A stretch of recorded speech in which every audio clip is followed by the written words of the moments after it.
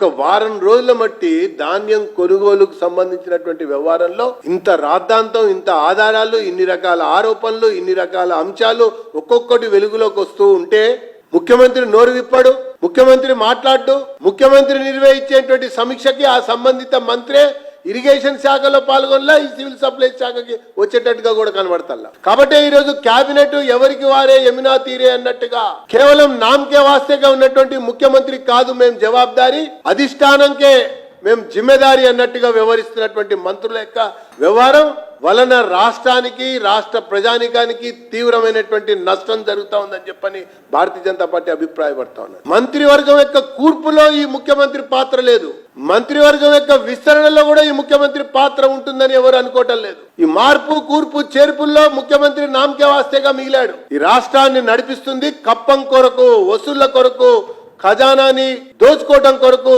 ఢిల్లీ నడిపిస్తా ఉంటే వీళ్ళందరూ కూడా పావులుగా వ్యవహరిస్తున్నారని చెప్పని నేను తెలియజేస్తా ఉన్నా. కాంట్రాక్టర్ గా ఉన్నటువంటి వాళ్ళు రహదారుల యొక్క మంత్రిగా మారారు. రియల్ ఎస్టేట్ వ్యాపారస్తులు లేకుంటే కాంట్రాక్టర్లు రెవెన్యూ మంత్రిగా అవతారం ఎత్తారు. అనేక రకాలుగా సప్లయర్ గా పేరు గడిచినటువంటి వ్యక్తులు సివిల్ సప్లైస్ మినిస్టర్ గా మిగిలాడు.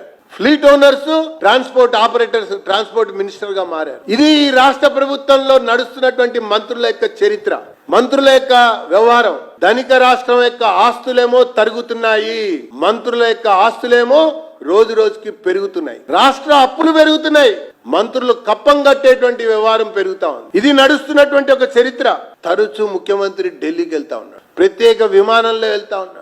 ఒక్కొక్క దఫా జరుగుతున్నటువంటి ఎన్నికల సమయంలో ఒక్కొక్కసారి ఒక్కొక్క విమానంలో వారు పయనిస్తా ఉన్నారు. ఈ రోజు మళ్ళీ వెళ్ళబోతున్నట్టుగా సమాచారం తెలిసింది. ఈ చివరి దశ ఎన్నికలకు సంబంధించి 1వ తారీఖు నాడు జరగబోతున్నటువంటి తరుణంలో ఈసారి ముఖ్యమంత్రి యొక్క విమానాన్ని ఎన్నికల కమిషన్ తనిఖీ చేయాలని చెప్పని భారతీయ జనతా పార్టీ డిమాండ్ చేస్తా ఉన్నది. కప్పాన్ని తరలించడం కొరకు ఈ విమానాల్ని ఉపయోగించుకుంటున్నట్టుగా మనం భావిస్తున్నామని చెప్పని నేను పేర్కొంటా ఉన్నా.